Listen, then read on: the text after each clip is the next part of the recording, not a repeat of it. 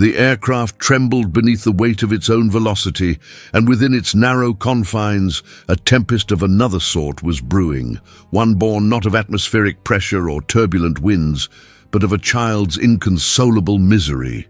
The sound pierced through the manufactured calm of first class, with the relentless insistence of a fire alarm, a wailing that seemed to contain within it all the sorrows of a young soul who could not yet articulate her distress in any language but that of raw, unbridled emotion. Marcus Ashford sat rigid in seat 2A, his jaw clenched so tightly that a muscle twitched visibly beneath the tanned skin of his cheek. His daughter, 3 years old, dark-haired, red-faced, writhed in his arms like a creature possessed, her small fists pounding against his chest with a fury that would have been impressive had it not been so utterly maddening. He had tried everything his considerable resources could provide, the tablet loaded with every animated entertainment known to modern streaming services, the organic snacks procured from that boutique shop in Soho that charged more per ounce than gold, the stuffed elephant that had cost more than most people's monthly rent. Nothing worked. "Sophia, please," he said. And there was something in his voice, a note of desperation that he had never allowed to creep into his tone during the most hostile board meetings or the most aggressive negotiations. "Please, sweetheart, Daddy needs you to calm down." But Sophia, being 3 and knowing nothing of quarterly reports or shareholder expectations, only cried harder. Her screams escalated to a pitch that made the flight attendant wince visibly as she approached with what Marcus recognized as professional sympathy, masking profound irritation. "Mr. Ashford, is there anything we can—" "No," he said, more sharply than he intended. "Thank you, no, she'll settle. She has to settle." B. The flight attendant retreated with the particular grace of someone trained to handle difficult passengers, though Marcus suspected that even her extensive training had not quite prepared her for the particular torture of a millionaire's daughter in the throes of what his late wife would have called a state. Jennifer would have known what to do. Jennifer had always known what to do. But Jennifer had been gone for 8 months now, and Marcus was discovering with each passing day that the empire he had built, the hotels, the real estate ventures, the technology investments that had made him one of the youngest billionaires in Manhattan, meant precisely nothing when it came to soothing a grieving child. He glanced around the cabin with the hunted look of a man unaccustomed to failure. The other first-class passengers had adopted various strategies of coping. Some had produced expensive noise-cancelling headphones. Others had buried themselves more deeply into their work or their novels, and one elderly woman 2 rows back was staring at him with an expression that managed to convey both sympathy and reproach in equal measure. He felt the weight of their collective judgment, or perhaps it was merely the weight of his own inadequacy. Marcus Ashford, who had once fired 12 executives before lunch without breaking a sweat, could not quiet his own daughter. Sophia's cries had taken on a rhythmic quality now, a pattern of escalation and brief respite that only served to make the next wave more exhausting than the last. Her small face was blotchy and damp, her eyes squeezed shut against the world that had proven so unkind to her in her brief existence. Marcus felt something crack inside his chest, not for the first time since Jennifer's death, but with a keenness that surprised him nonetheless. This child, this small being who shared his eyes and his stubborn chin, was drowning in grief, and he had no idea how to throw her a lifeline. It was in this moment of profound helplessness that Marcus became aware of a presence beside him in the aisle. He looked up, prepared to deliver a cutting remark to whatever flight attendant had been brave or foolish enough to approach again, but the words died on his lips. The woman standing there was not a flight attendant. She was slight and unremarkable in the way that certain people are, the sort of person one might pass 100 times on the street without truly seeing. Her clothes were neat but inexpensive, her brown hair pulled back in a simple style that suggested practicality rather than fashion. She wore glasses with sensible frames and carried herself with a posture that spoke of someone accustomed to making themselves smaller, less obtrusive. But it was her eyes that arrested him, large, intelligent eyes that held within them a quality of attention so complete, so undivided, that for a moment Marcus forgot entirely about the chaos in his arms. "I'm sorry to intrude," the woman said, and her voice was soft but clear, with the precise diction of someone who has spent considerable time around books. "I'm seated in coach, but I couldn't help but hear. I don't mean to presume, but I wonder, might I try something?" Marcus stared at her. In any other context, he would have dismissed such an approach as the height of presumption. Who was this woman, this nobody from economy class, to suggest that she might succeed where he had failed? But desperation is a great leveler of pride, and besides there was something in her demeanor, a calm competence perhaps, or simply an absence of judgment, that made him nod. "If you think you can help," he said, and heard in his own voice a note of surrender. The woman moved closer, ignoring the regulations that surely prohibited economy passengers from lingering in first class. She knelt beside his seat, bringing herself to eye level with the still screaming Sophia, and for a long moment she simply observed the child with that same quality of complete attention that had struck Marcus before. Then, slowly, she reached into the canvas bag slung over her shoulder, a worn thing that had clearly seen years of service, and withdrew a book. It was not, as Marcus might have expected, a children's book with bright illustrations and simple text. It was a small old volume with a faded cover, the sort of book one might find in a second-hand shop or a grandmother's attic. The woman opened it carefully, as one might handle something precious, and began to read aloud. Her voice, when she read, underwent a transformation. The softness remained, but it acquired a new quality, a musicality, a rhythm that seemed to exist outside the normal patterns of speech. She read with the unself-conscious absorption of someone who had forgotten she had an audience, and the words she spoke were not the simple, patronizing phrases of modern children's literature, but something older and stranger. "There was once a bird who lived in a garden of grey stones," she read, "and this bird sang so beautifully that even the stones themselves would weep to hear her. But the bird was lonely, for she had lost her mother when she was very small, and she did not know how to be anything but sad." Marcus felt Sophia's thrashing begin to slow. It was subtle at first, a slight decrease in the intensity of her struggles, but unmistakable. The woman continued reading, seemingly unaware of the miracle she was working. One day, a traveler came to the garden, and he heard the bird singing her lonely song. He did not try to catch her or to silence her. He simply sat beneath the tree where she sang and listened.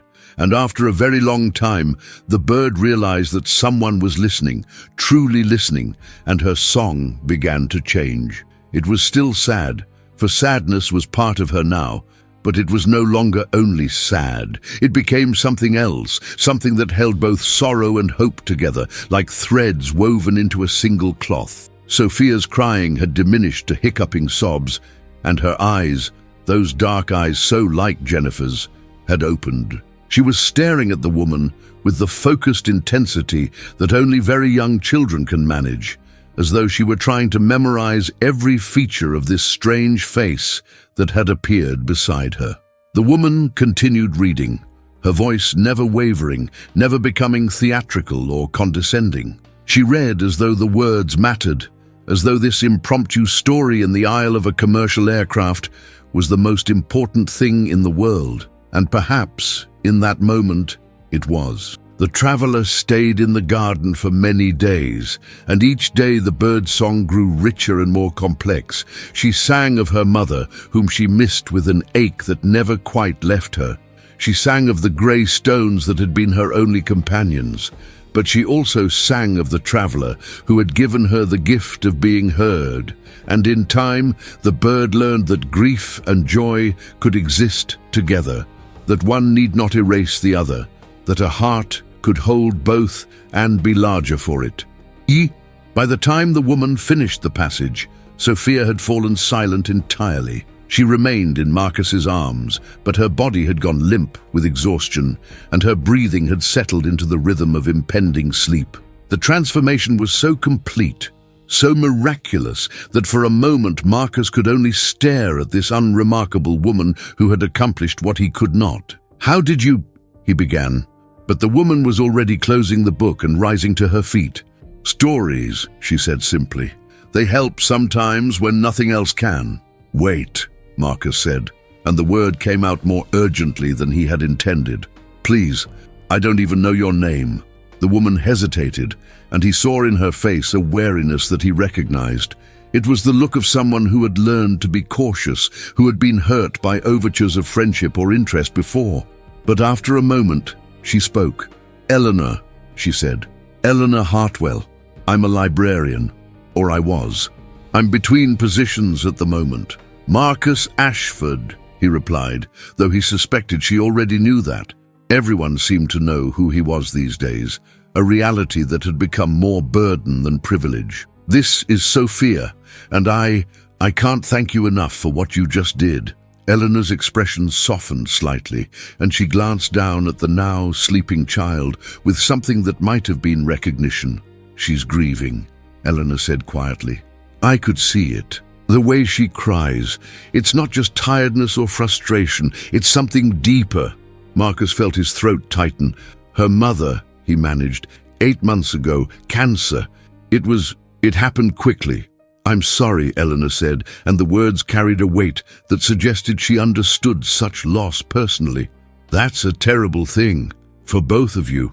They stood there in the aisle, this millionaire and this librarian, connected by the fragile bridge of a sleeping child and shared grief. The other passengers had begun to emerge from their protective shells, shooting curious glances at the scene unfolding in their midst. The flight attendant who had approached earlier was watching from the galley with an expression of professional amazement. "You should return to your seat before they make you," Marcus said, surprising himself with the regret he felt at dismissing her. "I don't want you to get in trouble on my account." Eleanor nodded, but she did not move immediately.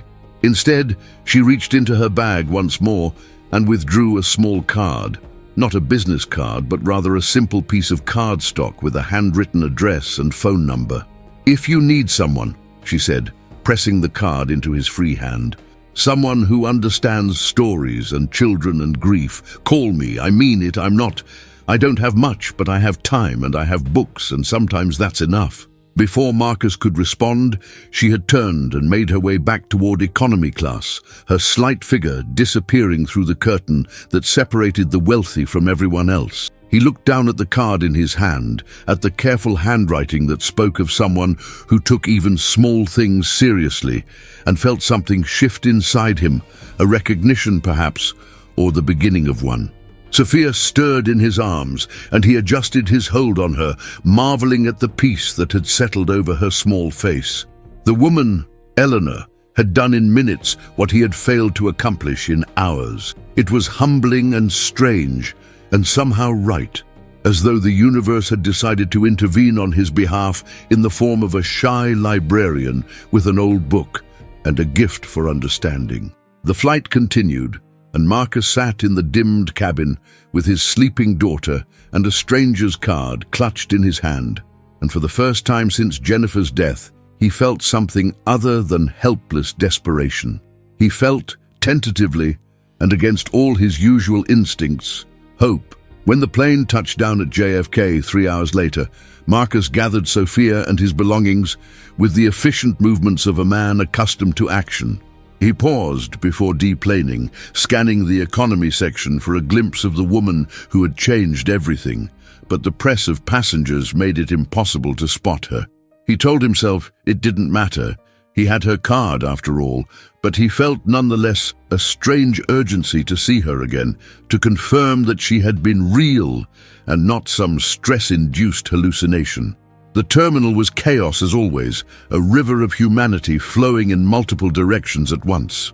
Marcus had a car waiting, of course, and an assistant who materialized at his elbow to take Sophia's bag and guide him toward the VIP exit. But as they walked, He found himself looking back over his shoulder, searching the crowd for a slight figure with glasses and a canvas bag full of books. He did not see her, but as he settled Sophia into her car seat in the back of the black SUV, he felt the weight of Eleanor's card in his pocket, and he made a decision. He would call her. Not immediately. He was not so desperate or so foolish as to appear needy, but soon, because whatever had happened on that plane, whatever gift Eleanor Hartwell possessed, his daughter needed it. And if he was honest with himself, perhaps he did too. The city rushed past the tinted windows as they drove toward the penthouse that had felt increasingly empty since Jennifer's death. Sophia remained asleep, her face peaceful in a way it had not been for months. Marcus watched her as the driver navigated the congested streets, and he thought about birds in gardens of grey stones, about songs that held both sorrow and hope, about the strange grace of being heard by someone who truly listened. Eleanor Hartwell, he thought, testing the name silently. Librarian, between positions. A woman who carried old books in a worn canvas bag and knew how to speak to grieving children. There was a story there, he suspected, a history that had shaped her into someone capable of such unexpected kindness. He found himself wanting to know that story, to understand what had created this person who had appeared in his moment of greatest need, like something out of a fairy tale. But that would come later. For now, he had a daughter to care for and a business to run, and the thousand small tasks that filled the days of a man who had built an empire but could not fix what was broken in his own home. He would call Eleanor Hartwell, though. Soon. He would call, and he would see if lightning could strike twice, if the magic she had worked at 30,000 feet could be replicated on solid ground. The SUV pulled up to his building, and the doorman rushed to assist with the bags, while Marcus carefully extracted Sophia from her car seat. She murmured, but did not wake, and he carried her through the gleaming lobby into the private elevator, up to the penthouse that occupied the entire top floor. The space was beautiful. Jennifer had ensured that, but it felt cavernous and cold without her presence to fill it. He laid Sophia in her bed, still fully clothed, and stood for a moment watching her sleep. She looked so small in the expensive bed, surrounded by toys and books and all the material things that money could buy, but which meant nothing in the face of loss. Marcus felt the familiar ache in his chest, the one that had become his constant companion since Jennifer's death. But underneath it now was something else, a flicker of something that might, given time and care, grow into hope. 3 days passed before Marcus found the courage, or perhaps the right moment, to extract Eleanor's card from the pocket of his jacket and actually dial the number written there in that careful, precise hand. 3 days during which Sophia reverted to her previous state of inconsolable misery, during which the nannies he employed cycled through with increasing rapidity, during which he found himself thinking at odd moments about a voice reading an old story and the peculiar magic it had wrought. He told himself he was being practical, that Eleanor had demonstrated a skill with his daughter that no one else possessed, that this was simply another problem requiring the appropriate solution. But there was something else too, something he was less willing to examine, a curiosity about this woman who had appeared and disappeared like a character from one of her own books. He made the call on a Thursday evening, after Sophia had finally exhausted herself into sleep following a tantrum that had lasted nearly 2 hours. His hand, he noticed with some irritation, was not entirely steady as he pressed the numbers into his phone. It was absurd, this nervousness. He had negotiated deals worth hundreds of millions of dollars without a tremor, had stared down corporate raiders and hostile boards with perfect equanimity. Yet the prospect of speaking to a librarian made his pulse quicken in a way he could not quite explain. The phone rang 3 times before she answered, and when she did, her voice carried that same soft clarity he remembered from the plane. "Hello? Eleanor Hartwell," he said, and immediately felt foolish. Of course it was her. Who else would be answering her own phone? "This is Marcus Ashford. We met on the flight from Los Angeles. You helped with my daughter." There was a pause, brief but perceptible, and he wondered if she was considering hanging up, but when she spoke again, her tone held recognition and something that might have been cautious warmth. "Mr. Ashford, yes, I remember. How is Sophia?" "Not well," he admitted, and was surprised by his own honesty. He was not a man given to admissions of failure, particularly to strangers. "Actually, that's why I'm calling. What you did on the plane, I've never seen anything like it. The way you reached her when I couldn't, when no one else has been able to. I was wondering if you might be willing to help again." Another pause, longer this time. Marcus found himself holding his breath, absurdly anxious about her response. In the background on her end, he could hear faint sounds. Traffic, perhaps, or the ambient noise of city life filtered through inadequate windows. "Help how?" Eleanor asked finally, and there was something guarded in her voice now, a wariness that made him choose his next words carefully. "I don't know exactly," he said. "Come to the apartment maybe, spend some time with her. Read to her the way you did on the plane. I'm not asking for, I would pay you, of course. Whatever rate you think is fair, more than fair, she needs something I can't give her, and you seem to have it." "Mr. Ashford," Eleanor said, and he heard in her tone a complexity of emotion he could not quite pass. "I'm not a grief counselor or a therapist. I'm just someone who likes books and children. What happened on the plane, I can't promise that would work again. It might have been a fluke, a moment. Children are unpredictable." "I know," Marcus said. "Believe me, I know. But will you try? Please, He hesitated, then pushed forward. "I'm running out of options. The nannies can't handle her. The therapists want to put her on medication. I just want my daughter back, and I don't know how to get there." The silence that followed stretched so long that Marcus began to think she had quietly disconnected. But then she spoke, and her voice was softer than before, touched with something that sounded like reluctant sympathy. "All right," she said. "I'll come. Tomorrow, if that works for you. But I want to be clear. I'm not promising anything. I'm just going to spend some time with her and see what happens. No expectations, no obligations beyond that." Relief flooded through him with an intensity that was almost embarrassing. "Tomorrow is perfect. Thank you, Eleanor. Truly, I'll text you the address. Is morning all right? Say 10 o'clock? 10 is fine," she agreed, and after a few more brief exchanges about logistics, the call ended. Marcus sat for a long moment in his study, staring at the phone in his hand, and wondered what exactly he had just set in motion. It occurred to him that he knew virtually nothing about this woman he had just invited into his home, into his daughter's life. She could be anyone, could have any sort of background or intentions.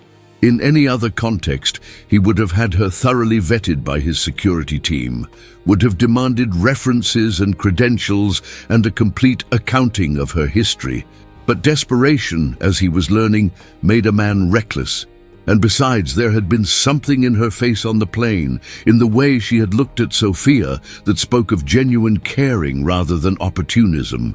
Still, when he texted her his address, the full address, not just the building name, he felt a twinge of vulnerability that was unfamiliar and unsettling. He was letting a stranger into his fortress, trusting her with his most precious possession, and the control that usually governed every aspect of his life felt suddenly inadequate to the situation.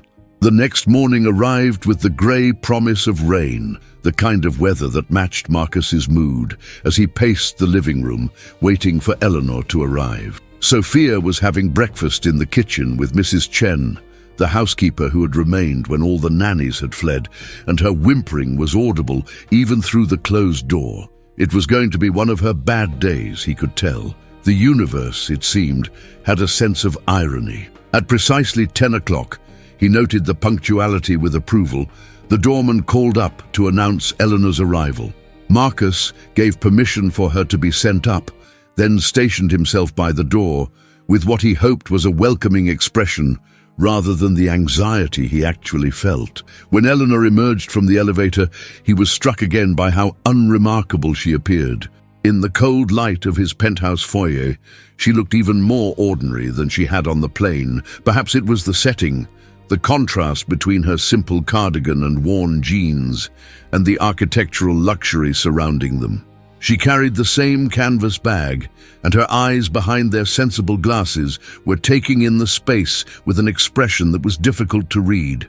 "Eleanor," he said, extending his hand. "Thank you for coming." She shook his hand briefly, her grip firm but not lingering. "Mr. Ashford," she replied, and then, as if remembering herself, "You have a beautiful home." It was the sort of thing people always said, the automatic compliment of those confronted with visible wealth. But Marcus found himself suddenly seeing the space through her eyes, the soaring ceilings, the minimalist furniture that cost more than most cars, the abstract art on the walls that Jennifer had selected with such care. It all seemed excessive suddenly, almost obscene, particularly in the face of the simple humanity Eleanor represented. "It's too big," he said, surprising himself again with honesty. "It was my wife's dream, but now it just feels empty. Please, come in. Sophia's having breakfast, or attempting to. She's not in a good state this morning, I'm afraid." Eleanor followed him through the vast living room toward the kitchen, and he was acutely aware of the sound of her footsteps on the marble floor, of the way she moved with careful attention to her surroundings, as though afraid of breaking something or taking up too much space. It made him feel like a giant, a boorish creature stomping through his own home without grace or consideration. In the kitchen, Mrs. Chen looked up from where she was coaxing Sophia to eat scrambled eggs with limited success. The child was red-faced and tearful, pushing the food away with angry little swats of her hand. When she saw Marcus enter with a stranger, her crying intensified immediately. "Sophia," Marcus said, trying for a tone of calm authority that came out strained instead. "This is Miss Eleanor. She's come to visit you. Do you remember her from the airplane?" Sophia, naturally, did not respond with anything approaching recognition or welcome. She screamed louder, if such a thing were possible, and Marcus felt the familiar despair settling over him like a cold fog. But Eleanor did not seem perturbed. She set her bag down carefully on one of the kitchen chairs and approached the table with slow, deliberate movements, as though Sophia were a wild creature that might bolt if startled. She did not try to touch the child or speak over her crying. Instead, she simply sat down at the table, maintaining a respectful distance, and waited. Mrs. Chen shot Marcus a look that clearly said, "Another one?" But he gestured for her to stay quiet. He wanted to see what Eleanor would do, how she would handle this manifestation of his daughter's grief that had defeated so many before her. For several long minutes, nothing happened. Sophia continued to cry, Eleanor continued to sit quietly, and Marcus felt his hopes beginning to crumble. Perhaps it had been a fluke after all. Perhaps the magic of the plane could not be replicated here in the harsh light of day. But then Eleanor reached into her bag, not hurriedly, not with any sense of urgency, but with the same careful deliberation she had shown in approaching the table. She withdrew a book, different from the one she had read on the plane, and opened it to a marked page. And then, just as she had done before, she began to read aloud. This time the story was about a girl who lived in a castle of ice. The girl had built the castle herself, Eleanor read, because she had been hurt so badly that she thought if she could just make everything cold enough, hard enough, nothing would ever hurt her again. But the castle was lonely, and the cold seeped into the girl's bones until she began to forget what warmth felt like. Sophia's crying did not stop immediately this time. It took longer, required more patience, more faith that the words would eventually penetrate the wall of her distress. But gradually, so gradually that Marcus almost missed the transition, her sobs began to quiet. Her body, which had been rigid with misery, began to relax incrementally, and her eyes, those dark eyes that had been squeezed shut against the world, opened and fixed themselves on Eleanor's face. Eleanor read on, seemingly oblivious to the transformation she was working. Her voice maintained that same musical quality, that rhythm that existed somewhere between speech and song. She read about how a small bird came to visit the castle of ice, and how the bird sang outside the frozen walls every day, and how slowly, over time, the girl inside began to remember that warmth existed, that not everything had to be cold and hard and protective. By the time Eleanor finished the passage, Sophia had fallen completely silent. She was staring at Eleanor with an intensity that would have been unsettling if it had not been so obviously a form of connection. Her small face was still blotchy and damp, but the anguish had faded from her expression, replaced by something else, curiosity perhaps, or a tentative reaching toward this stranger who spoke to her in the language of stories. "Would you like to hear more?" Eleanor asked softly, directing the question to Sophia but not demanding an answer. Sophia did not speak. She had barely spoken at all since Jennifer's death, but she nodded, a tiny movement that nonetheless made Marcus's heart constrict with something between pain and hope. Eleanor continued reading, and as she read, something remarkable happened. Sophia climbed down from her chair, carefully, as though afraid sudden movement might break the spell, and moved closer to Eleanor. Step by tentative step, she crossed the small distance between them until she was standing directly beside Eleanor's chair.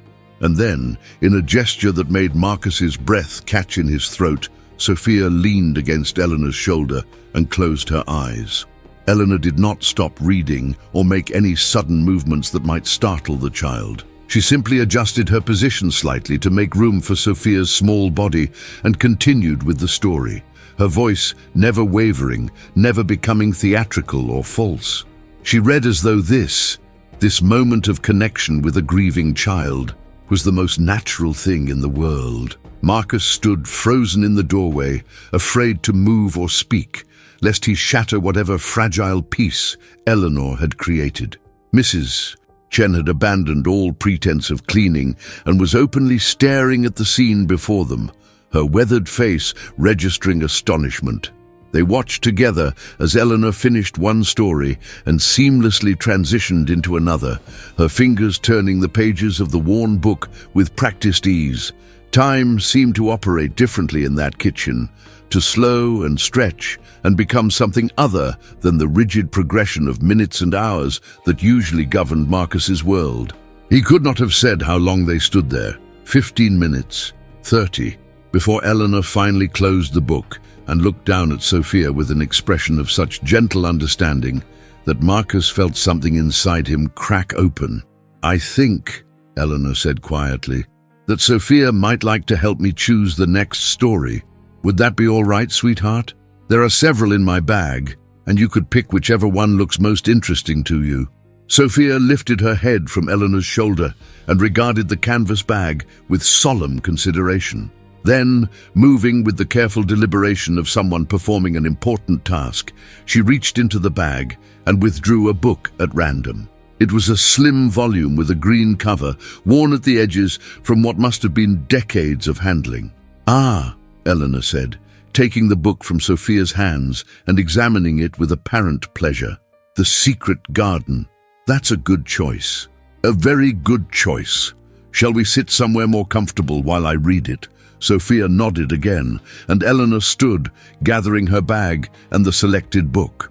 She looked to Marcus for direction, and he gestured toward the living room, trying to gather his scattered thoughts into something resembling coherent speech. "The couch," he managed. "Please, make yourself comfortable."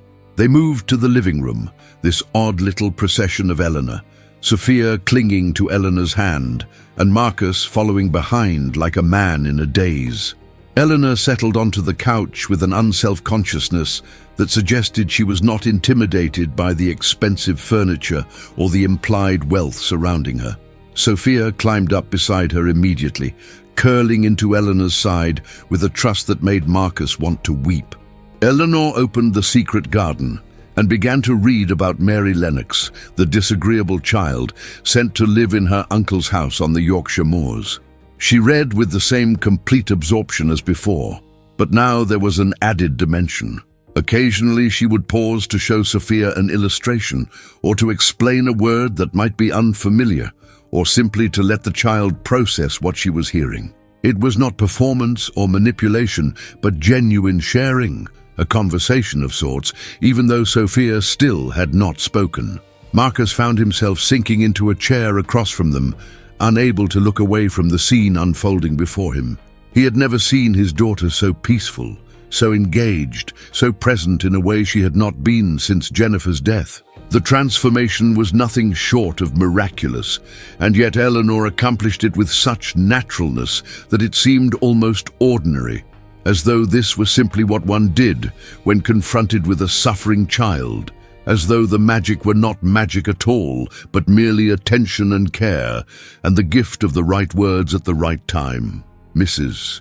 Chen appeared in the doorway carrying a tray with tea and coffee, moving with unusual quietness as though she too understood that something precious was happening and must not be disturbed. She set the tray down on the coffee table and retreated without a word, though Marcus caught the look she gave him, a look that seemed to say, "Hold on to this one."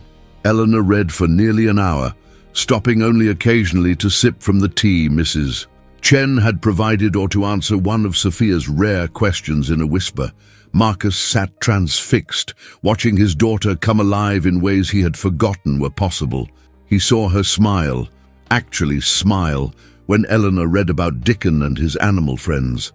He saw her eyes widen with wonder at the description of the secret garden itself, that hidden place where things grew wild and free behind locked walls. When Eleanor finally closed the book, setting it aside with careful reverence, Sophia looked up at her with an expression that Marcus had not seen on his daughter's face in 8 months. It was not quite happiness, that would have been too much to expect, but it was something adjacent to it, something that held within it the possibility of future joy.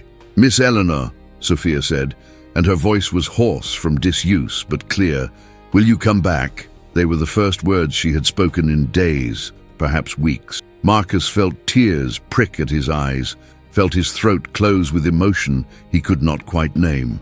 He looked at Eleanor and saw that she too was moved, though she hid it better than he did. "If your father says it's all right," Eleanor replied gently, "I would very much like to come back. We have many more stories to read together." Sophia turned her dark eyes to Marcus, and in them he saw a plea that he could not have denied even if he had wanted to. "Daddy, can Miss Eleanor come back tomorrow?" "Yes," Marcus said, and his voice came out rougher than he intended. "Yes, sweetheart. Eleanor can come back tomorrow, and the day after that, and any day she wants to. He looked at Eleanor as he said this, trying to convey in his gaze what he could not say in front of his daughter. The gratitude, the desperate relief, the recognition that he had stumbled upon something rare and necessary. Eleanor met his eyes and nodded, a small movement that seemed to contain within it an understanding of all he was not saying. "Then I'll be here tomorrow," Eleanor said to Sophia. "Same time. And you can choose another book from my bag and we'll read it together." "Does that sound good?" Sophia nodded and, in a gesture that made Marcus's heart stop momentarily, threw her small arms around Eleanor's neck in an impulsive hug. Eleanor stiffened for just a moment, clearly not accustomed to such displays of affection, but then relaxed into the embrace, her arms coming up to hold the child with a gentleness that spoke of deep understanding. When Sophia finally released her, Eleanor stood and began gathering her things, with the same quiet efficiency she had shown throughout the morning. Marcus rose to walk her to the door, his mind racing with things he wanted to say, but could not quite articulate. "Eleanor," he began as they reached the foyer, "I don't know how to thank you. What you did today—" "You don't need to thank me," Eleanor interrupted, her voice taking on a firmer quality. "Sophia is a wonderful child who is in terrible pain. If I can help ease that pain, even a little, that's thanks enough." "Still," Marcus persisted, "you must let me compensate you for your time. Whatever you think is fair, we can discuss that later," Eleanor said, cutting him off again with a politeness that nonetheless brooked no argument. "For now, let's just see how things go. I meant what I said on the phone. I can't promise this will work long term. Today was good, but tomorrow might be different. Children are complex, and grief is not something that can be fixed with a few stories." Marcus nodded. accepting the wisdom in her words, even as he felt a spike of anxiety at the thought that this might not last. "But you'll come back tomorrow," he said, making it half question, half plea. "I'll come back tomorrow," Eleanor confirmed. She paused at the elevator, her hand on the call button, and looked back at him with an expression he could not quite read. "Your daughter is lucky to have a father who cares so much. Don't forget that, even when things are hard." Before Marcus could respond, the elevator arrived and Eleanor stepped inside.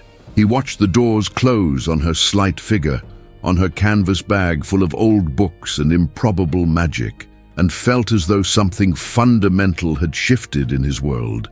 It was too soon to call it hope, perhaps, but it was at least the shadow of hope, the suggestion that healing might be possible, even when everything seemed broken beyond repair. He returned to the living room to find Sophia curled up on the couch, holding the secret garden against her chest like a talisman.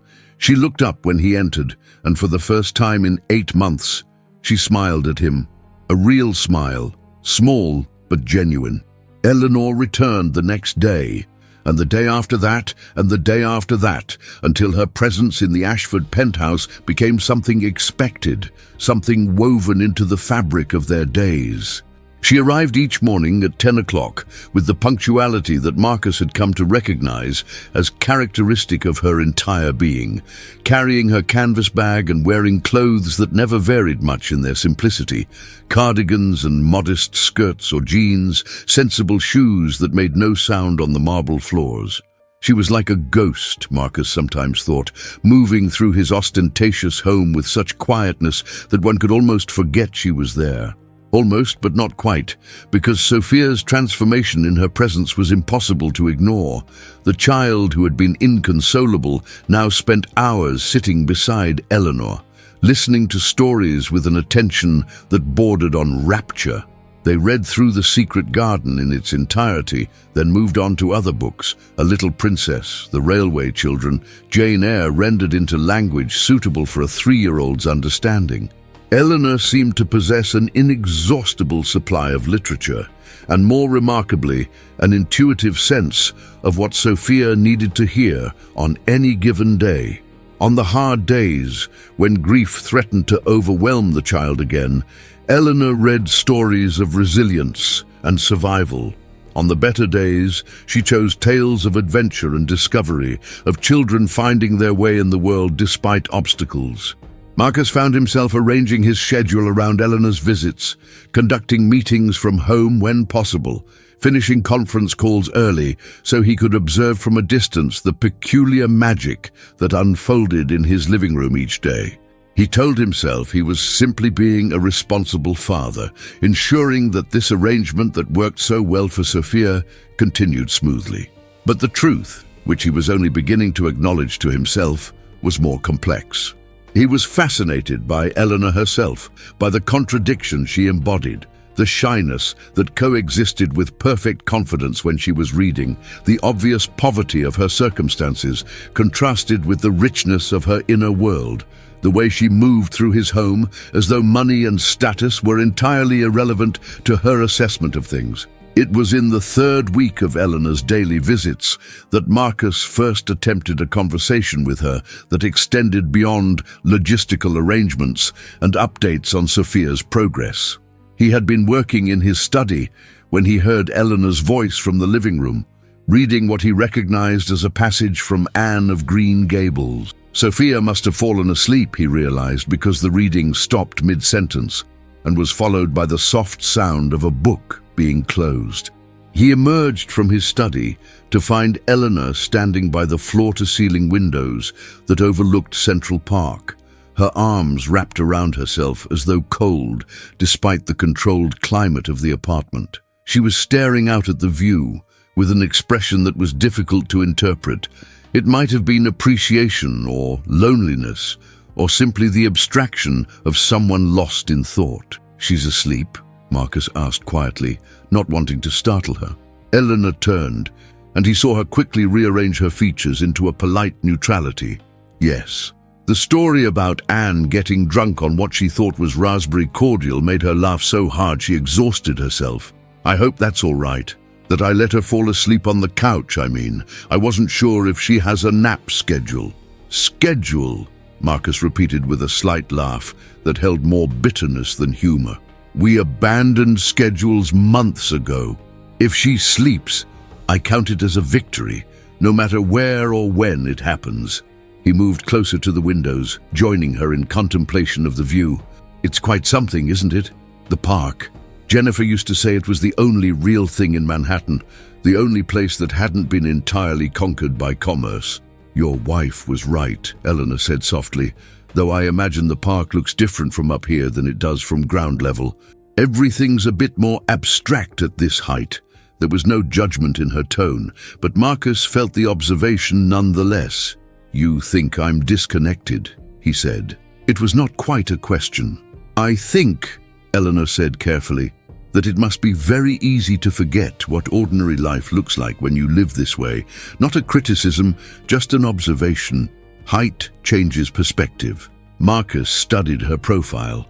The straight nose, the determined chin, the way she held herself with a stillness that suggested years of practice in not drawing attention. You're not intimidated by any of this, he said. The money, the apartment, the everything. Most people are when they first come here. They act differently, speak differently, but you've been the same from the moment you walked through the door. Eleanor turned to look at him directly, and he was struck again by the intelligence in her eyes, the quality of attention she brought to even casual conversation. Should I be intimidated? She asked. You're a man who loves his daughter and doesn't know how to help her. The money doesn't change that. If anything, it seems to make it harder, because you're accustomed to buying solutions, and this isn't something money can fix. The accuracy of her assessment was startling, almost uncomfortable. Marcus felt exposed in a way he rarely allowed himself to be, even with people he had known for years. You're very direct, he said. I've never been good at pretense, Eleanor replied with a slight shrug. It's one of my many failings in social situations. I'm told I should learn to dissemble better, to say the things people want to hear rather than what's true. But I've never mastered the art. I don't think that's a failing, Marcus said, and meant it. In my world, everyone dissembles. Everyone wants something and hides it behind compliments and careful positioning. It's exhausting. Your honesty is refreshing. Eleanor's expression softened slightly, though wariness remained in her eyes. Is this where you ask me what I want? She asked. Because I should tell you, Mr. Ashford, that I've thought about that question a lot since I started coming here, and the honest answer is, I don't know. I like Sophia very much. I enjoy the time we spend together, but I'm also aware that this situation is temporary, that eventually you'll find a proper nanny or governess or whatever wealthy people employ for their children, and I'll return to my own life. So I'm trying not to want anything beyond what this is right now.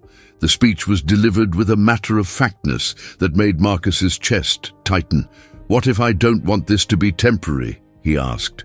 What if I wanted to offer you a permanent position, a proper salary, benefits, everything you'd need to make this your career? Eleanor was quiet for a long moment, her gaze returning to the window in the park beyond. When she spoke, her voice carried a note of something that might have been regret. I appreciate the offer, truly, but I'm not a nanny, Mr. Ashford. I don't have training in child development or early education. I'm just someone who knows stories and happens to have a gift for connecting with your daughter. That's not the same thing as being qualified to raise her. Qualified, Marcus repeated, frustration creeping into his tone despite his best efforts. Eleanor, you've done more for Sophia in 3 weeks than anyone else has managed in 8 months. Qualifications are just paper. What you have is real. What I have, Eleanor said, turning back to him with eyes that held both sadness and determination, is the ability to read to a grieving child. That's important, yes, but it's not everything she needs. She needs structure, education, socialization with other children. She needs someone who can help her process her grief in healthy ways as she grows. I can give her stories, but I can't give her all of that. Marcus felt the conversation slipping away from him, felt the possibility he had been constructing in his mind beginning to crumble. "You're saying no," he said flatly. "I'm saying I don't know," Eleanor corrected gently. "I'm saying this is complicated and deserves more thought than a conversation in front of windows while your daughter naps. I'm saying that I need to understand what you're really asking me before I can give you any kind of answer." "What I'm really asking," Marcus said, abandoning all pretense at professional distance, "is for you to stay, to be part of Sophia's life in whatever capacity makes sense, to keep doing what you're doing because it works and because she needs you. And if I'm honest, completely honest, it's also because I've gotten used to you being here. The apartment feels different when you're in it, less empty, less like a mausoleum." The admission hung in the air between them, more revealing than Marcus had intended. He saw Eleanor's expression shift, saw surprise and something else. Concern, perhaps, or caution. "Mr. Ashford," she began, but he interrupted. "Marcus," he said, "if we're going to have honest conversations, you should call me Marcus." "Marcus," Eleanor said, testing the name as though it were unfamiliar. "I think you're conflating several different needs into one solution. You need help with Sophia, that's clear. But you also sound lonely and grief-stricken, and perhaps looking for something to fill the void your wife left. I can help with Sophia, but I can't. I'm not," she faltered, then gathered herself. "I'm not a replacement for what you lost. No one is." The words were like cold water, shocking in their clarity and their accuracy. Marcus felt anger flare briefly. Who was she to psychoanalyze him, to reduce his offer to some kind of pathological need? But it died almost immediately, replaced by a reluctant recognition that she was right. He was lonely. He was grief-stricken. He was looking for something he could not quite name, in the quiet presence of this woman who had brought his daughter back to life. "I'm sorry," he said finally. "You're right. That was unfair of me to burden you with all of that. Let's forget I said anything beyond the practical offer of employment. Think about it, please. Not as anything more than what it is. A job helping my daughter. We can discuss terms, boundaries, whatever you need to feel comfortable. Just don't say no without considering it." Eleanor studied him for a long moment, and he had the unsettling sensation of being seen completely, of having all his defenses and carefully constructed facades rendered transparent. It was an uncomfortable feeling for a man who had built his success on the ability to control what others perceived of him. "I'll think about it," Eleanor said finally, "but I need time, a few days at least. This isn't a decision I can make impulsively." "Take all the time you need," Marcus said, relief flooding through him that she had not rejected the idea outright. "In the meantime, please keep coming. Whatever happens long-term, Sophia needs you now." "I'll keep coming," Eleanor agreed. "Though we should discuss compensation for the time I've already spent here. You mentioned payment when you first called me, but we never actually settled on anything specific." Marcus waved a hand dismissively. "Name your price, whatever you think is fair." Eleanor's expression became almost stern. "That's exactly the kind of answer that makes me nervous," she said. "You're too casual about money, which suggests you'll throw large amounts at problems without thinking through the implications." "I don't want to be bought, Mr. Ashford, Marcus. I want to be compensated fairly for work performed, yes, but I don't want to be placed in a position where I feel financially dependent or obligated beyond the scope of what's reasonable." Marcus found himself smiling despite the rebuke. "Has anyone ever told you that you're remarkably difficult to help?" "Frequently," Eleanor said with a slight smile of her own. "It's another one of my failings. Pride, I suppose, dressed up as independence." She paused, then added, $20 an hour for the time I've spent here so far. 3 hours a day for 3 weeks, 5 days a week. That's $900. Does that seem fair to you?" Marcus did some rapid mental calculation and felt his eyebrows rise. "That's significantly less than I pay the dog walker," he said. "Are you seriously telling me you value your time at $20 an hour?" "I'm telling you that $20 an hour is more than I made as a librarian," Eleanor replied evenly. And significantly more than I'm making now, which is nothing. So yes, that's what I think is fair compensation. I'm going to pay you $50 an hour, Marcus said firmly. Non-negotiable. That's still criminally low given what you're doing for Sophia, but if I suggested what I actually think your time is worth, you'd probably refuse on principle. Eleanor opened her mouth as though to argue, then closed it again. He could see her working through the mathematics, could see the moment when practical need overcame pride. $50 an hour, she repeated, for 3 hours a day, for however long you stay, Marcus said. Whether that's 3 hours or 6. I'm not going to nickel and dime the person who saved my daughter. I didn't save her, Eleanor said quietly. I just read her some stories. You saved her, Marcus insisted, whether you want to acknowledge it or not. And speaking of which, he paused, considering how to phrase what he wanted to ask. Where did you learn to read like that? It's not just that you choose good stories, though you do. It's the way you read them, the way you inhabit the words. It's almost like listening to music. A faint blush colored Eleanor's cheeks, the first time Marcus had seen her show any sign of self-consciousness. My mother, she said. She was an actress, a long time ago. Not successful. She did community theater and the occasional commercial, but she loved language. She used to read to me for hours when I was small, and she taught me that stories weren't just words on a page. They were living things that changed, depending on how you spoke them. I suppose I absorbed that lesson more thoroughly than I realized. Was, Marcus asked, catching the past tense. She died when I was 17, Eleanor said, her voice carefully neutral. Cancer, like your wife. It's been almost 10 years now, but I still miss her, especially when I'm reading. I can hear her voice in my head, the way she would phrase things, the pauses she would leave for effect. I'm sorry, Marcus said, and meant it. That's losing a parent at 17. That must have been devastating.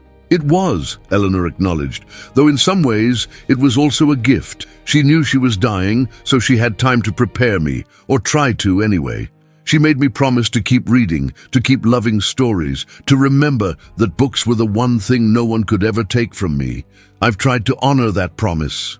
There was something in the way she spoke about her mother, a tenderness mixed with old grief that made Marcus see her more completely. She was not just the shy librarian who had appeared on the plane. She was a woman who had experienced loss, who understood intimately what Sophia was going through, who brought to her work with his daughter not just skill, but empathy born of shared experience. Is that why you became a librarian? He asked. Because of your mother's love of books? Eleanor nodded. Partly. I also loved the idea of being surrounded by stories all day, of helping people find exactly the right book at the right moment. There's a kind of magic in that, matching reader to story. I was good at it too.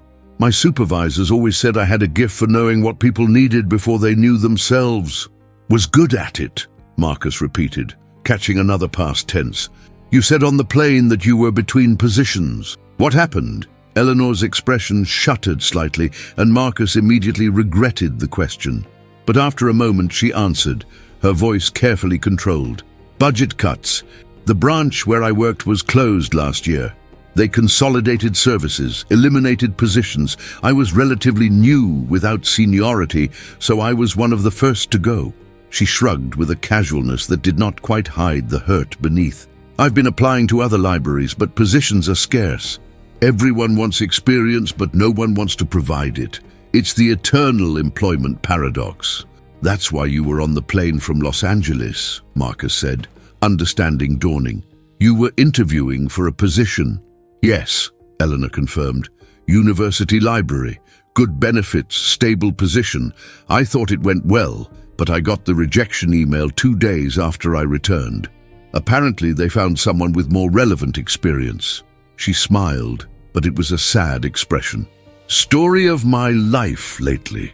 Marcus felt an unexpected surge of anger on her behalf. Their loss, he said firmly, and possibly my gain, though that sounds callous when I say it aloud. A little, Eleanor agreed, but her smile became more genuine. Though I appreciate the sentiment. She glanced at her watch, an inexpensive thing that had seen better days, and made a small sound of surprise. "I should go. Sophia will wake soon, and I should be gone before she does. I find transitions are easier for her if I'm not here when she wakes up." "Why?" Marcus asked, genuinely curious. "Because then it feels less like abandonment," Eleanor explained. "She knows I'll come back tomorrow because I always do. But if she wakes to find me gone, there's a moment of anxiety. Better to let her sleep peacefully and wake to you, someone permanent in her life." The observation was so thoughtful, so attuned to the nuances of a child's emotional experience, that Marcus felt his earlier convictions strengthened. This woman, regardless of her lack of formal qualifications, understood his daughter in ways that transcended education or training. "Thank you," he said as he walked her to the door. "For today, for every day, for understanding what Sophia needs even when I don't." Eleanor paused at the elevator, her hand resting on the call button. "She needs her father," she said gently. "She needs the stories, yes, but she also needs you. Don't forget that. The reading is just a bridge, a way to help her access her feelings. But you're the foundation. You're what she'll rely on when I'm gone." "I don't want to think about you being gone," Marcus said before he could stop himself. Eleanor looked at him with those clear, intelligent eyes, and he saw in them a complexity of emotion he could not fully pass. "Everything is temporary, Marcus," she said quietly. "The trick is learning to value things while they last, rather than dreading their end." Then the elevator arrived, and she was gone, leaving Marcus standing in his empty foyer with her words echoing in his mind and a feeling in his chest that he could not quite identify as either hope or fear. The days continued to unfold in their new pattern, and Marcus found himself adapting to a rhythm he had not known he was capable of sustaining. The relentless pace of his business dealings slowed fractionally, not abandoned, for he was not a man who could entirely set aside the empire he had built, but moderated by a new awareness of what truly mattered. He declined evening meetings that would have taken him away during Sophia's bedtime. He rearranged conference calls to accommodate the morning hours when Eleanor read to his daughter. His assistants noticed the change, commented on it in carefully neutral tones, but Marcus found he did not care what they thought. For the first time in his adult life, work was not his primary identity, and the discovery was both liberating and terrifying. Eleanor, true to her word, continued to come each day, arriving with her canvas bag and her quiet presence and her inexhaustible supply of stories. But something had shifted between them after their conversation by the windows. The ease that had characterized their early interactions had been complicated by the weight of things said and acknowledged. Marcus caught Eleanor watching him sometimes when she thought he was absorbed in work, her expression thoughtful and slightly wary, as though she were trying to solve a puzzle whose solution eluded her. And he, for his part, found himself increasingly aware of her presence in ways that had nothing to do with her effect on Sophia. The way she tucked a strand of hair behind her ear when concentrating, the small smile that played at her lips when she encountered a particularly well-turned phrase in whatever book she was reading, the grace with which she moved through space despite her obvious discomfort with wealth and luxury. It was dangerous territory, this awareness, and Marcus knew it. Eleanor had been right to call him out on conflating needs, on looking for someone to fill voids that could not be filled by another person. Yet the knowledge did nothing to diminish the growing sense that something significant was developing between them, something that existed independent of Sophia's needs or his grief or any of the practical circumstances that had brought them together. 3 weeks after their conversation, 6 weeks total since Eleanor had first walked through his door, Marcus made a decision. He had been thinking about it for days, turning it over in his mind during sleepless nights and distracted afternoons, weighing the risks against the potential rewards. It was presumptuous, possibly foolish, certainly outside the bounds of their carefully maintained professional relationship. But he was tired of caution, tired of the careful distance Eleanor maintained, tired of pretending that what he felt was merely gratitude for services rendered. He waited until Sophia had fallen asleep during the afternoon reading session, curled up on the couch with her head in Eleanor's lap. The image they made together, his daughter peaceful at last, Eleanor's hand resting protectively on the child's shoulder, was so complete, so right, that Marcus felt his resolve strengthen. He approached them quietly, and Eleanor looked up from her book with a question in her eyes. "Don't move," Marcus said softly. "I don't want to wake her, but I need to talk to you about something." Eleanor marked her place in the book and set it aside carefully, her movements slow and deliberate so as not to disturb Sophia. "All right," she said, and he heard in her voice a note of tension that suggested she knew this was important. Marcus pulled a chair close and sat, leaning forward with his elbows on his knees, trying to find the right words for what he wanted to say.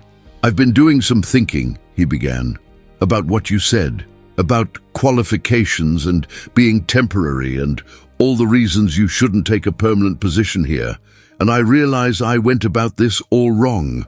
I offered you a job when what I should have done was ask you what you wanted." Eleanor's expression became guarded. "I told you what I wanted," she said, "or rather, what I didn't want. I don't want to be bought. I don't want to be a replacement for something irreplaceable." "I know," Marcus said, "and I'm not trying to do either of those things. Not anymore. What I'm asking now is different. I'm asking if you'd consider being part of Sophia's life, and mine. Not as an employee, but as something else.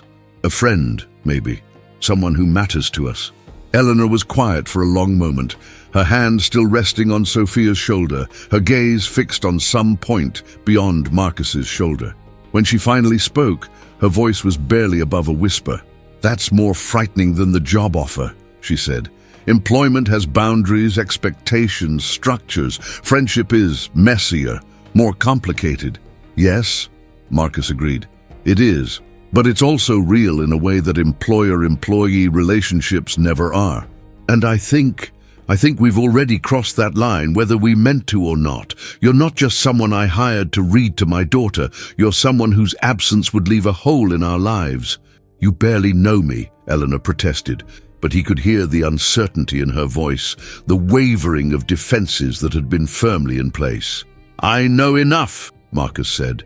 "I know you're kind and honest, and impossibly stubborn. I know you see through pretense like it's made of glass. I know my daughter trusts you in a way she hasn't trusted anyone since her mother died. I know that when you're here, this apartment feels like a home instead of the expensive box where we store our grief." He paused, then added with complete honesty, "And I know that I look forward to your arrival each morning more than I've looked forward to anything in months. That has to count for something." Eleanor's eyes glistened, and she blinked rapidly as though fighting back tears. "You're asking for something I'm not sure I know how to give," she said. "I'm not good at relationships, Marcus. I'm too direct, too uncomfortable with emotion. People find me difficult." "I don't find you difficult," Marcus said. "I find you necessary." The word hung between them, weighted with implications that neither of them was quite ready to examine fully. Sophia stirred in her sleep, murmuring something unintelligible, and Eleanor's hand moved instinctively to soothe her. The gesture was so natural, so maternal, that Marcus felt something in his chest constrict painfully. "What would this friendship look like?" Eleanor asked finally, her voice cautious. "What exactly are you proposing?" Marcus had not thought this far ahead with any specificity, had acted on impulse rather than planning. But now, confronted with the need to articulate something concrete, he found the words coming with surprising ease. "I'm proposing that you stop living wherever you're living now. And don't tell me it's adequate. I can see from your clothes that you're barely getting by. And move into the guest suite here. Separate space, your own entrance if you want it, complete privacy. You'd have a home, security, resources to buy all the books you want instead of relying on whatever worn volumes you can afford. In exchange, you'd be part of Sophia's life in whatever capacity feels right." Not a nanny, not a governess, just Eleanor. Someone who reads to her and talks to her and helps her navigate this impossible thing we're both trying to survive. Eleanor stared at him, as though he had suggested something utterly outrageous. "Move in here," she repeated slowly. "Live with you, in the guest suite," Marcus emphasized. "This is a large apartment. We could go days without seeing each other if that's what you wanted. But you'd be here, available, present. And you wouldn't have to worry about money or rent or any of the practical concerns that are clearly weighing on you." "People would talk," Eleanor said. "They'd assume things about us, about our relationship." "Let them assume," Marcus said with a carelessness he did not entirely feel. "I stopped caring what people thought about my personal life when Jennifer died, and I realized how little any of it mattered. If you're concerned about your reputation—" "I'm not concerned about my reputation," Eleanor interrupted. "I'm concerned about reality, about what happens when gratitude and proximity get confused with something else, about what happens to Sophia when this inevitably falls apart because we rushed into something neither of us was ready for." The objections were reasonable, rational, exactly what Marcus should have expected from someone as thoughtful as Eleanor. But they frustrated him nonetheless, made him want to argue that sometimes reason was insufficient, that sometimes one had to take leaps of faith despite the risks. "What if it doesn't fall apart?" he asked. "What if this is exactly what all three of us need, and we're just too frightened to admit it?" Eleanor looked down at Sophia, still sleeping peacefully, then back at Marcus. "I need time," she said finally. This is a lot. More than I expected when I agreed to think about employment. You're asking me to upend my entire life, to insert myself into yours and Sophia's in a way that has no clear definition or boundaries. That's terrifying." "I know," Marcus said gently, "and I'm sorry for springing it on you like this. Take all the time you need. But Eleanor—" He waited until she met his eyes. "Don't say no because you're afraid. Say no because you genuinely don't want this. But if there's any part of you that does want it, that recognizes this could be good for all of us, then give it a chance." Eleanor nodded slowly, and Marcus saw in her expression a complex struggle between caution and longing. "I'll think about it," she said. "Truly think about it. Not just find reasons to refuse. But I can't promise anything beyond that." "That's enough," Marcus said, though in truth he wanted more, wanted certainty, commitment, some assurance that she would not disappear from their lives as suddenly as she had entered them. They sat in silence for a while, the only sound Sophia's soft breathing and the distant hum of the city beyond the windows. Marcus found himself studying Eleanor's profile, the straight line of her nose, the determined set of her jaw, the way afternoon light caught in her hair and turned its shades of amber and gold he had not noticed before. She was not beautiful in any conventional sense, but there was something about her that arrested him, held his attention in a way that had nothing to do with physical appearance and everything to do with the quality of her presence. "I should go," Eleanor said eventually, glancing at her watch. "It's later than I realized, and I have—" She paused, then amended, "I have things I need to do." Marcus helped her extract herself from beneath Sophia without waking the child, a delicate operation that required coordination and care. When Eleanor stood, smoothing her skirt and gathering her bag, she seemed smaller somehow, more vulnerable than usual. Marcus had the absurd impulse to embrace her, to offer some physical reassurance that everything would be all right, but he restrained himself. They were not there yet, might never be there, and he would not push for intimacy she had not offered. "I'll see you tomorrow?" he asked, as he walked her to the door. "Yes," Eleanor said. "Tomorrow, same time." She paused in the doorway, then turned back to him with an expression that was difficult to read. "Thank you," she said quietly, for seeing me, for thinking I might be worth all of this, even if I'm not sure you're right. It means something that you believe it." Before Marcus could respond, she had stepped into the elevator and was gone, leaving him standing in the foyer with a heart full of emotions he could not quite name, and a mind racing with possibilities that both exhilarated and terrified him. That evening, After Sophia had woken and they had eaten dinner together, a simple meal prepared by Mrs. Chen that Sophia actually consumed without protest, Marcus found himself in his study, ostensibly reviewing contracts, but actually staring at the wall and replaying every word of his conversation with Eleanor. He had taken a risk, perhaps too great a risk, in laying his cards on the table so completely. Eleanor was not a woman who could be rushed or pressured, and he might well have pushed her away entirely with his precipitous offer, but he had meant every word. The apartment did feel like a home when Eleanor was present. Sophia did need her in ways that transcended professional caregiving. And he needed her too, though the nature of that need was complex and not entirely professional in its dimensions. He was drawn to her intelligence, her honesty, her quiet strength. He admired the way she inhabited her values without apology, the way she refused to be impressed by wealth or intimidated by power.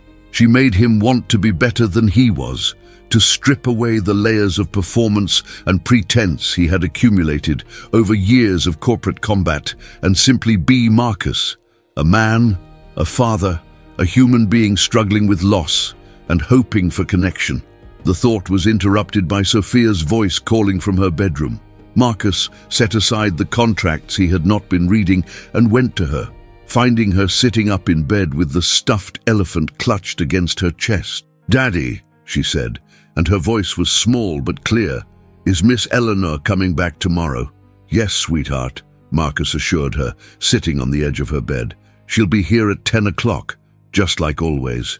Sophia considered this, her small face serious. "I love Miss Eleanor," she said with the simple directness of childhood. "I wish she could stay forever." Marcus felt his throat tighten. "I wish that too," he said quietly. "We're trying to figure out how to make that happen." Will she be my new mommy?" Sophia asked, and the question was so unexpected, so loaded with implications, that Marcus found himself momentarily speechless. "No, sweetheart," he said finally, choosing his words with care. "No one will be your new mommy. Mommy was special and irreplaceable, but Miss Eleanor could be someone else important, someone who loves you and takes care of you and is part of our family, but in her own way. Would you like that?" Sophia nodded, her dark eyes, so like Jennifer's, studying his face with an intensity that was unsettling. "You like Miss Eleanor too," she said, making it a statement rather than a question. "I can tell you smile when she talks." Children, Marcus reflected, were terrifyingly perceptive. "Yes," he admitted, "I like Miss Eleanor very much. She makes both of us feel better, doesn't she?" "She makes the sadness smaller," Sophia said, articulating something Marcus had felt but not been able to express so clearly. "It's still there, but it doesn't fill up everything anymore. There's room for other things now." Marcus pulled his daughter into his arms, holding her close and marveling at her wisdom. "That's exactly right," he murmured into her hair. "The sadness is still there, but there's room for other things. For happiness and hope and new people who care about us. Mommy would want that for us, I think. She'd want us to keep living, even though she can't be here anymore." They stayed like that for a long while, father and daughter holding each other in the dimly lit bedroom. And Marcus felt something he had not felt in months, a sense of peace, tentative and fragile, but real nonetheless. Eleanor had given them this, had created space for them to begin healing, and regardless of what she decided about his offer, he would be eternally grateful for that gift. The next morning, Marcus was awake earlier than usual, pacing the living room with a nervous energy he recognized from his earliest days, building the company, the feeling of standing on a precipice, about to commit to something that could either succeed spectacularly or fail catastrophically. He had no way of knowing what Eleanor would say, whether she had spent the night talking herself into or out of his proposal. All he could do was wait and hope and try to keep his expectations in check. When the intercom buzzed at 10 o'clock precisely, Marcus's heart rate increased noticeably. He forced himself to move at a normal pace to answer it, to respond calmly when the doorman announced Eleanor's arrival. But when she emerged from the elevator, he found himself studying her face for clues, trying to read in her expression what she had decided. Eleanor looked tired. He noticed immediately. There were shadows under her eyes that suggested she had slept poorly, if at all. She carried her canvas bag as always, but there was something different in her posture, a decision made manifest in the way she held herself. "Good morning," Marcus said, trying to keep his voice neutral despite the anxiety coursing through him. "Sophia's in her room. She's been asking about you since she woke up." "Marcus," Eleanor said, and the way she spoke his name made him stop in his tracks. "Before I see Sophia, I need to tell you something about your offer yesterday." "All right," Marcus said, bracing himself for rejection. Eleanor set down her bag and faced him directly, her hands clasped in front of her in a gesture he recognized as self-protective. "I didn't sleep much last night," she said. "I kept thinking about everything you said, turning it over and over in my mind, trying to decide what was sensible versus what was frightening versus what was actually right, regardless of sense or fear." Marcus waited, not trusting himself to speak. "The sensible thing would be to maintain our current arrangement," Eleanor continued, "to keep coming here each day, reading to Sophia, collecting my $50 an hour, and going back to my own life each evening. That's safe. That's boundaried. That's what a reasonable person would do." "But," Marcus prompted when she paused. "But I've never been particularly good at being reasonable," Eleanor said, and a small smile played at her lips. "My mother used to say that I had too much heart and not enough sense, that I led with emotion even when logic would serve me better. I've spent years trying to prove her wrong, trying to be practical and cautious and sensible. And where has it gotten me? Unemployed, barely making rent, alone except for my books." "Eleanor," Marcus began, but she held up a hand to stop him.